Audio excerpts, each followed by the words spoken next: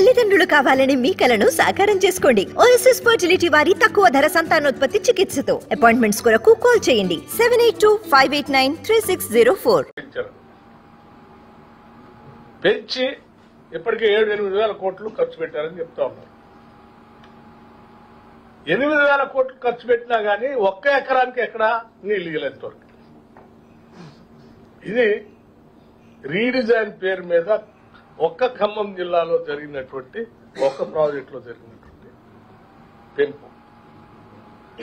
మరి ఇన్ని రెట్లు పెంచి ఈ ప్రాజెక్టుని ఈ రకంగా మళ్ళీ మేము అద్భుతాలు సృష్టిస్తున్నాము, రీడిజైన్ చేశాం, రాష్ట్ర ప్రజలు కాపాడుతున్నాం, అది చేసాం, ఇది చేసే ఈ లెక్కలు చూస్తే నిజంగా ఈ నిధులన్నీ ఎడిపోయాయి, ఎందుకోసం పెంచారు, ఏం జరుగుతుందని ఆలోచనిస్తే కడుపు తరకపోతాం.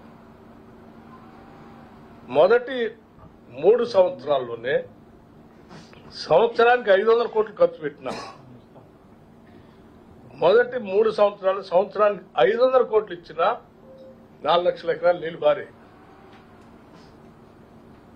ఇన్ని వేల కోట్లు 22,980 కోట్లు పెంచి 8,000 కోట్లు ఖర్చు పెట్టి ఒక్క ఎకరానికి నీళ్లు లేకుండా దీన్ని అదనపు భారంగా చేసి ముందు పోవటం కోసం ఇంకా టన్నెల్ అని పెట్టి ఆ టన్నెల్ పరిస్థితి ఏంటో తెలియదు. అసలు ఇంత దారుణంగా రీడిజైన్ చేసి పెంచినటువంటి పరిస్థితి. అది ఎట్లా కాళేశ్వరం మొన్న చెప్పారు, దీని పరిస్థితి ఎట్లా ఉంది. ఇక దీని పైన ఇంకోటి ఏదో ఉంది, అది రివ్యూ చేసినప్పుడు అది కూడా చెప్తారు. ఇంత దోపిడీ నుంచి ఈ రాష్ట్రాన్ని కాపాడటానికి అందరి సహకారం, ప్రజలందరి సహకారం కూడా కావాలి. ఈ సొమ్మంతా ప్రజలు, ఈ రాష్ట్ర ప్రజలు కట్టిన పన్నుల ద్వారా వచ్చే డబ్బు ఇది. ఈ పన్నుల ద్వారా వచ్చే ప్రతి పైసా ప్రజలకు ఉపయోగపడాలి, రాష్ట్రానికి ఉపయోగపడాలి. ఈ రకంగా దోపిడీ జరిగితే చూస్తూ ఊరుకుందామంటే మాకెవరికి ప్రజల కోసం తెచ్చిన తెలంగాణ రాష్ట్రంలో ఈ రకంగా దోపిడీ జరుగుతూ ఉంటే చూస్తూ ఊరుకోవడానికి కడుపు తరకపోతుంది. వాస్తవ విషయాలు మీ అందరికీ చెప్పి ఏం చేయాలి అనే దానిపై కూడా లోతుగా ఇరిగేషన్ మంత్రి గారు ఆలోచన చేస్తూ ఉన్నారు. ఈ వాస్తవాలన్నీ మీకు చెప్తా ఉన్నాను. కారణం అదే కదా, అదనబాయి కట్టించారా? లేదు. పోనీ ఇంకేమైనా కొత్తగా వేరే దగ్గర నుంచి సోర్స్ ఇంకొక దగ్గర నుంచి ఆయన తీసుకొస్తున్నట్టు లేదు. సోర్స్ కూడా అదే ఆంధ్ర కాటన్ కట్టినటువంటి ఆనకట్ట దగ్గర నుంచి మేము రాజీవ్ దుమ్ముగూడెం ప్రాజెక్ట్ ఏడైతే మొదలు పెట్టామో అక్కడి నుంచే.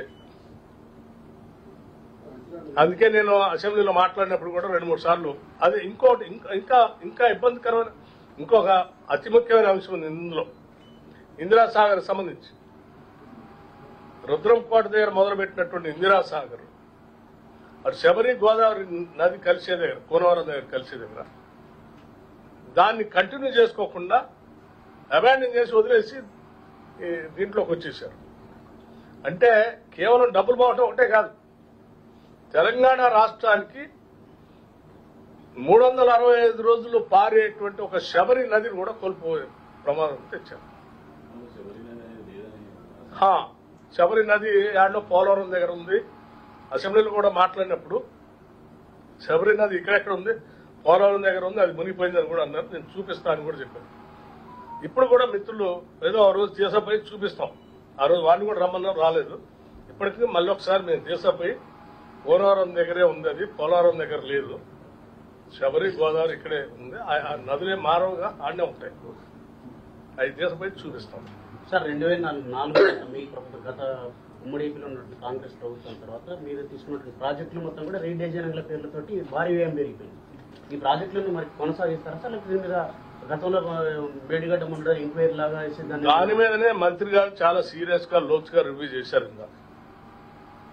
అది మీ పాయింట్ ఎక్కడ, సోర్స్ ఎక్కడ పంపోజ్ కట్టారు, ఎటు నుంచి రీడిజైన్ చేశారు, ఎందుకు పెరిగింది, ఏమైనా ఆయకట్టు పెంచారా మీరు వాడు పెరగటానికి, అన్ని లోతుగా వారు చేయాల్సినంత రివ్యూ చేశారు. మళ్ళీ వాళ్ళందరూ కూడా ఇంకా ఎస్టిమేషన్స్ అన్ని తయారు చేసి తీసుకొచ్చి ప్రాపర్ రిపోర్ట్ ఇవ్వని అడిగారు. కొద్ది రోజులు ఆ రిపోర్ట్ కూడా